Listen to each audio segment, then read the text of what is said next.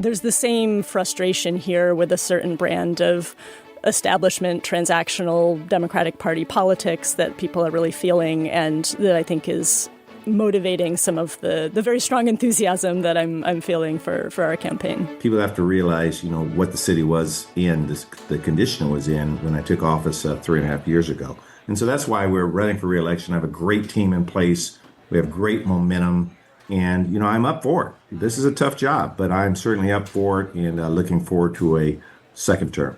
Well, those are the two leading candidates for the mayor of Seattle, Bruce Harrell, the incumbent, and Katie Wilson, talking with KUOW this week, as we are just a few days away from the August primary. What are the different visions they are sharing? What kind of city council would the winner of that race be working with? The city's getting closer to filling an unexpected vacancy on the council. That's actually seeing a new dynamic of district privileges emerging here as more council members carve out benefits for their individual districts. Plus, how many criminal cases are really rolling through the King County Prosecutor's Office? The answer may surprise you.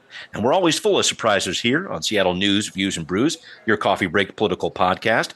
I'm Brian Callanan. I am a host on the Seattle channel, and the views expressed here are mine. I'm with my friend and co-host David Croman, the City Hall reporter for the Seattle Times.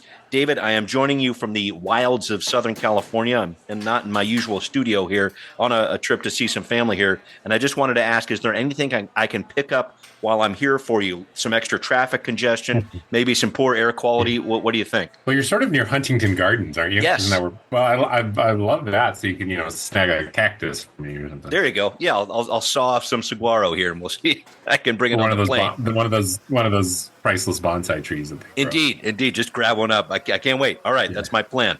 We'll see how that works. So thank you, David, for joining me. Thanks also to our background noise sponsor, City Grind Espresso on the first floor of City Hall. Thanks also to the patrons of the show. Linda, really appreciate how you're engaging with the show on Patreon. Thank you very much. Thank you for your support. You too can be like Linda and be appreciated simply by becoming a podcast patron. Support levels start at just $5 a month. You get access to patrons first content. There's some coming your way soon on that, I promise you. Even your own decal. We answer your questions on the show, too. Find Seattle News, Views, and Brews on Patreon. Also, you can find this podcast on Converge Media. The video version is on Converge Wednesday nights at 7. All right, we're going to get rolling with Right Here, Right Now. David, I wanted to turn our attention to the primary elections coming up on August 5th. They're always a little crazy in Seattle for me. So many candidates, so many races to cover. You very recently highlighted the top candidates for Seattle mayor, incumbent Bruce Harrell, challenger Katie Wilson, really the focus of your piece in the Seattle Times this week. And you put it as this age-old battle between consistency and change, which I definitely see. Harrell, of course, has been around City Hall since 2008 as a council member and a mayor, a brief break in there from 2020 to 2022. He's saying it's no time to have somebody new running the show with so many threats from the federal government. Then you've got Wilson saying, well, hey, I'm a longtime organizer with the Transit Riders Union. I know what's going on. And she's saying that Harrell is really emblematic of a flagging Democratic leadership that's not doing enough, which may be why we're dealing with a Trump White House in the first place. David, I always think this is interesting when we're dealing with a nonpartisan local race, but how much of that national level political discussion do you think is going to influence things here in Seattle? I truly don't know, and I'm really looking forward to the primary to get a sense for how much of the kind of broader political climate finds its way into Seattle. I think there are kind of two ways of looking at this. There's the way that Katie Wilson hopes it will go, which is akin to what happened in New York. Zoran Mamdani kind of surprised everybody by coming out on top. And I think there were a lot of nuances to that. But, that some of the broader themes that you could talk about is people kind of upset with institutional figures like Andrew Cuomo and, looking for someone new with a kind of more exciting voice. Andrew Cuomo has a lot more baggage than I think Bruce Harrell does. So there's a lot to talk about the difference between New York and here. But, she's hoping that it is nevertheless indicative of some kind of broader climate of being fed up with the establishment. And, she's painting Bruce Harrell as the establishment, which is fair. He is as establishment as it gets in Seattle. Yeah. Bruce Harrell is kind of trying to play this role of protector of the city, saying he knows how to keep the city safe. He's been here long enough. He also is kind of betting that the messages that got him elected in 2021 will still resonate in 2025, which is, you elected me for public safety and now crime is looking better and we're hiring more cops. So I'm doing what you put me here to do. So why would we change course? And I think if the national climate comes into Seattle in a sort of realistic way, then it could be a close race. If people feel similarly today as they did in 2021, as far as what they want in a mayor, it might not be that close of a race. Yeah, I'm really interested to see what happens here and what Joe Mallahan might do here. Again, more of a moderate candidate, might draw some votes away from Bruce Harrell. Rye Armstrong, definitely left of center, might draw some votes away from Katie Wilson. So we're watching those candidates too. But I just look at this battle between Wilson and Harrell, if indeed that is what comes through here. I just remember when NPI, the Northwest Progressive Institute, ran a poll back in May that showed Wilson actually leading Harrell by a 36 to 33% margin. How much stock do you put in numbers like that? I just really feel like this is going to be an uphill battle for Katie Wilson to try to unseat Bruce Harrell if indeed she gets through the primary here. I don't put a lot of stock in that particular poll, if I'm being honest, because even the final number was like 30 to 33. So you've got a third of the electorate saying, I don't even know who these people are. Yeah, and that's after they were pushed to make a decision. They're still saying, I don't know who these people are. And these are people who are likely to vote, and they still don't really know who the candidates are.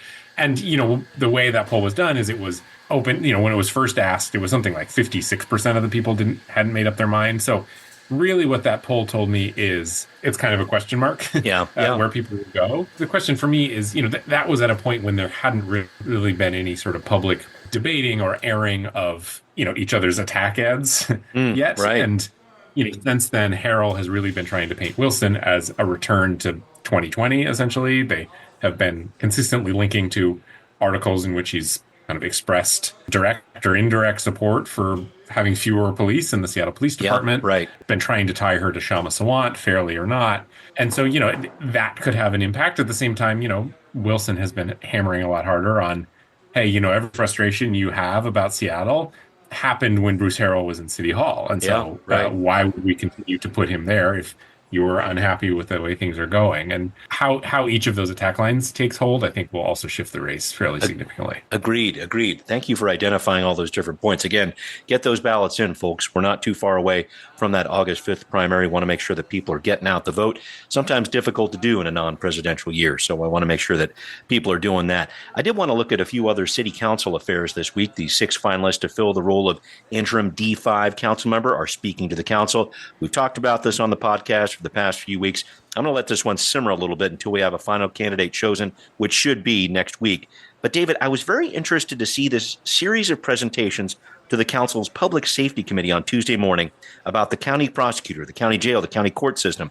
The presentation on the court especially jumped out to me, and the presenters themselves actually emphasized this, saying only 10% of the cases that the Superior Court takes on are criminal cases.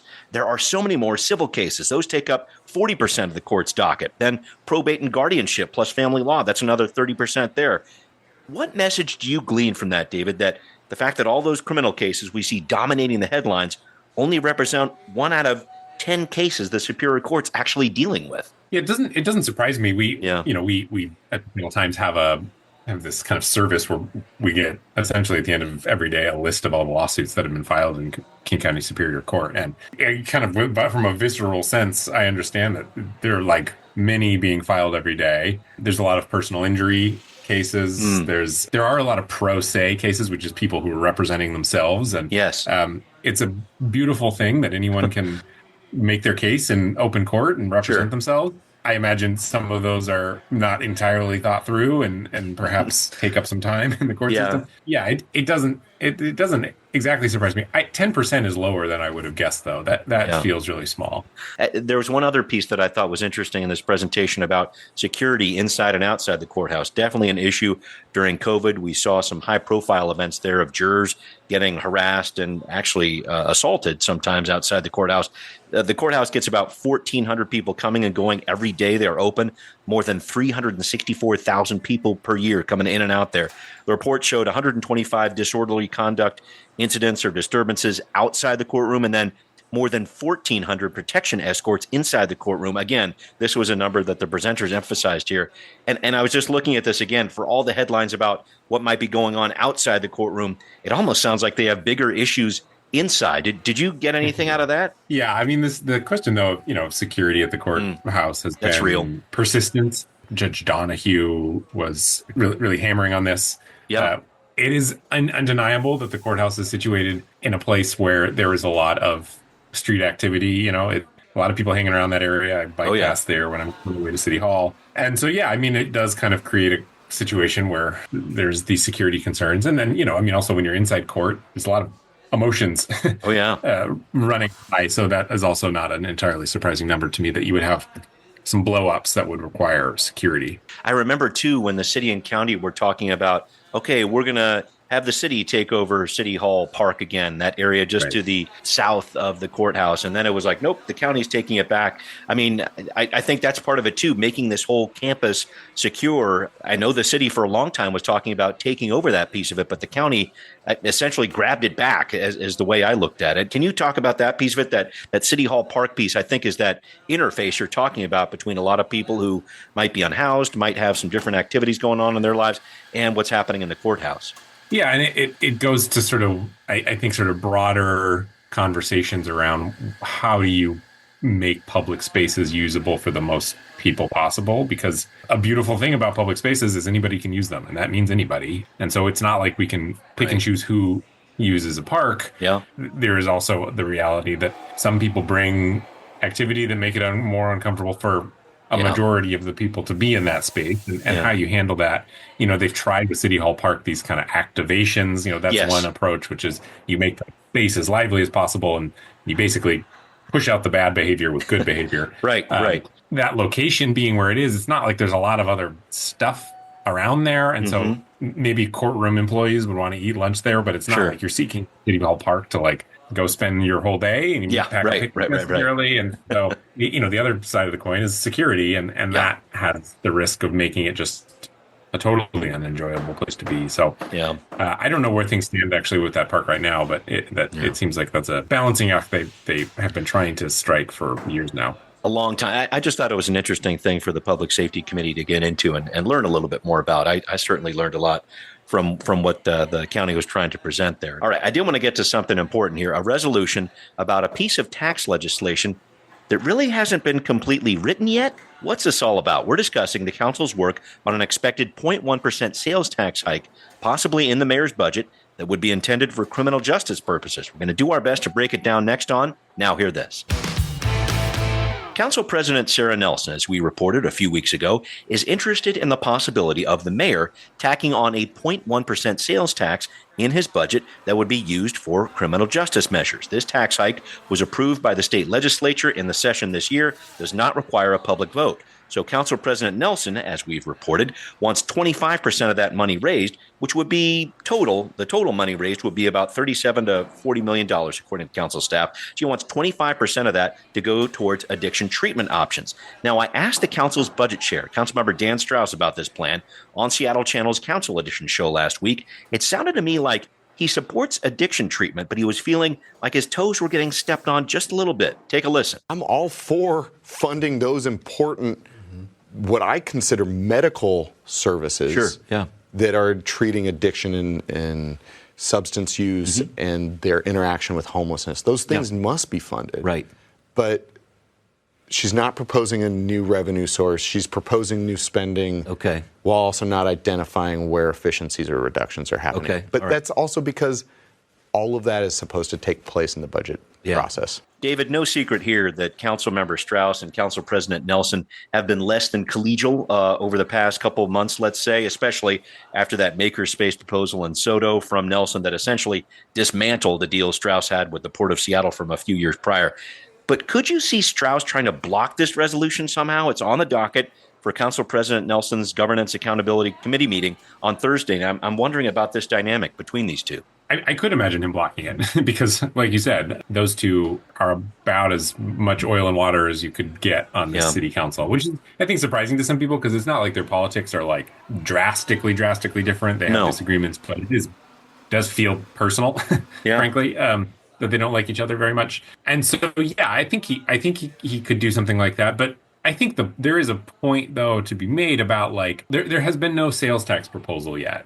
And it might come, and it probably will come, because it's pretty much free money for the mayor in a tight budget system, in a tight budget year. And I do think that the head of the budget, no matter who it is, tends to get a little frustrated because it's always a fight every year for people to get their priorities in the budget. Right. And so a lot of times we do see this, which is people offering proposals before the official budget season to kind of try and get their priority working before they actually have the bigger discussions. Right. Is this Council President Nelson kind of forcing Councilmember Strauss's hand, or how do you look at what's going on here? I don't know about forcing his hand, but it is trying to lay claim to a budget source that doesn't exist yet, and in so doing, sort of trying to get ahead, but anticipating that it probably will exist at some point, and trying to get ahead of that and lay claim to something and sort of create the narrative around that before there has been kind of a public discussion, and therefore maybe increase the odds that her priorities get funded. That said, it's an approach that Mayor Harrell has said he in principle agrees with. He hasn't signed off on exactly the numbers. Mm-hmm. And this idea of Seattle wanting to do more for treatment has buy-in from a pretty broad spectrum of people who provide these services.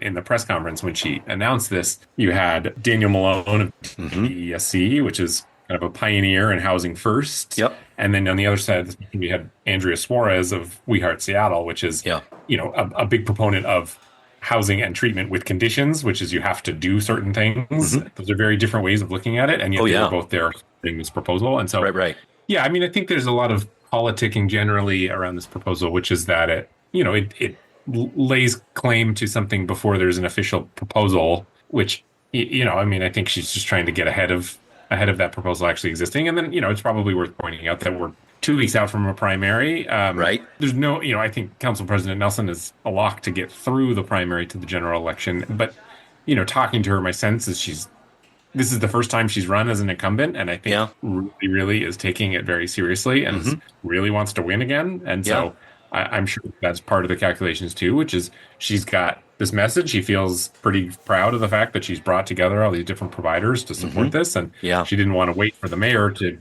come out with a proposal before she can kind of get that message out there and before the primary. And so I'm sure that has something to do with it also. To be fair, I haven't even written a story about this in the Seattle Times because I was kind of waiting for the other shoe to drop, basically. Or I was waiting for there to be an actual proposal to debate over how we spend that money. And that's what makes this so weird. I'm looking at this resolution. It's like, this could be possibly connected to that. It's tough. I mean, it's a little bit confusing. I'm not decrying the end goal or whatever else. It's just the method through which the resolution is presented is a little confusing. Right, and I think that's why I haven't done a story, which is just I don't want to give the impression that this has been proposed, that this sales tax has actually been proposed. Yeah, and I feel like saying Council President Nelson wants to send 25% of a tax that doesn't exist. Yeah, it's just one too many steps for me. I really.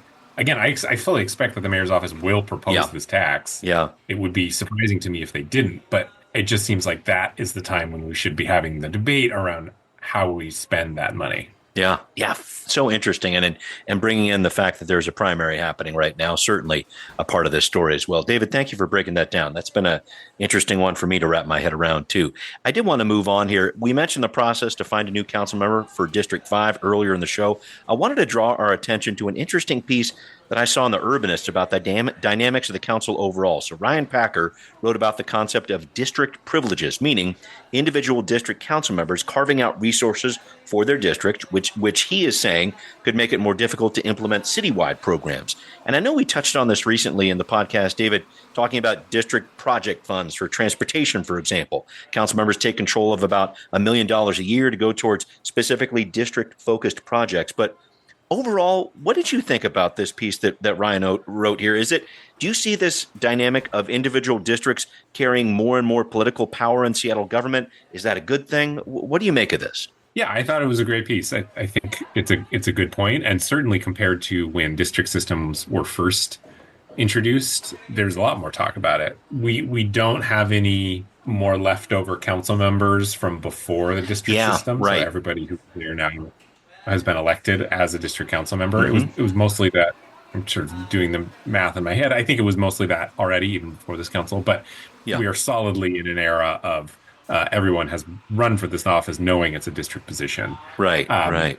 I think there's certainly an increase in wanting to sort of show that you're good for your district in particular.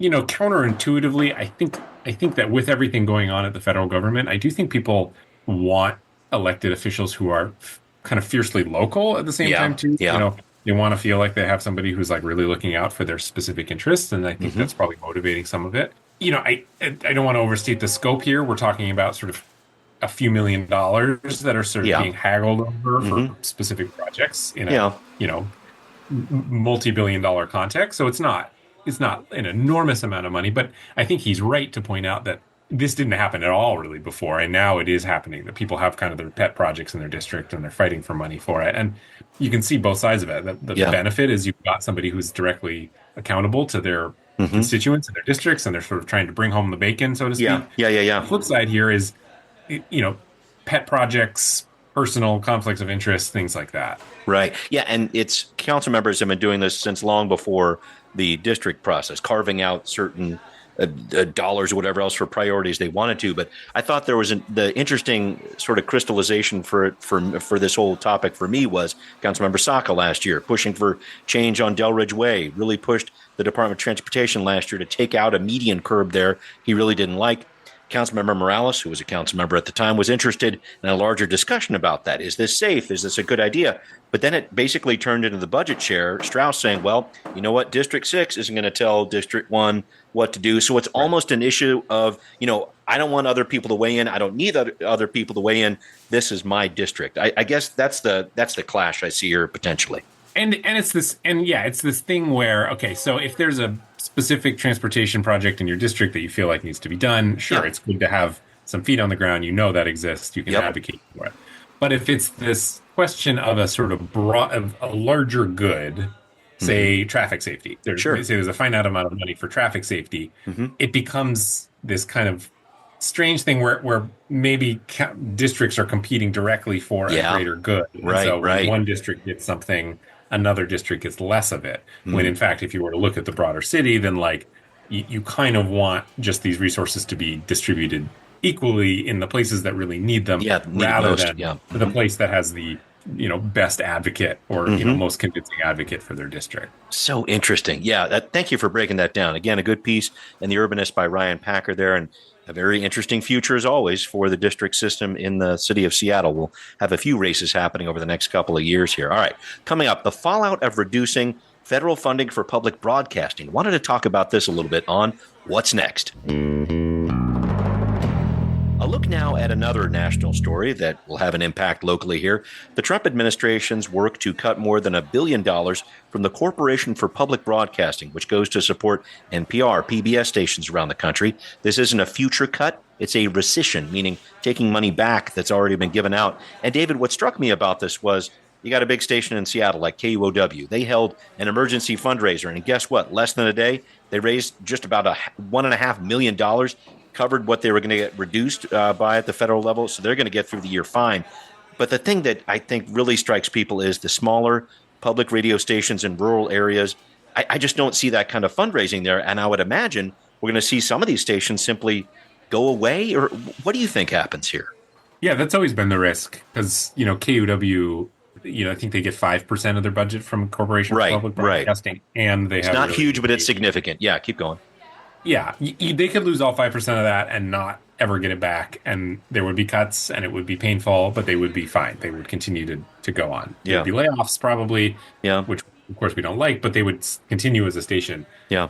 In the rural parts, we're talking 40% of their budget comes from Corporation for Public Broadcasting, and there is just not the kind of base of people to make up that gap. And that is why, frankly, I think there's actually a decent argument about whether or not a station like KUOW needed Corporation for Public Broadcasting funding, or if that was the original intent of that funding, because they have shown that they can be self-sustaining. They've got this big base of listeners. Yeah, it's a fair point. But when you look at the rural ones, that really was the purpose of Corporation for Public Broadcasting, which is an acknowledgement that the sort of market capitalism side just doesn't work in those communities, and yet the resource is very important that they have. So the federal government is stepping in and saying, you know what, we think it's important that there is some kind of public dissemination service in this community. We know that the money isn't there to fund it internally, and so we are going to put money towards propping those up. It's not a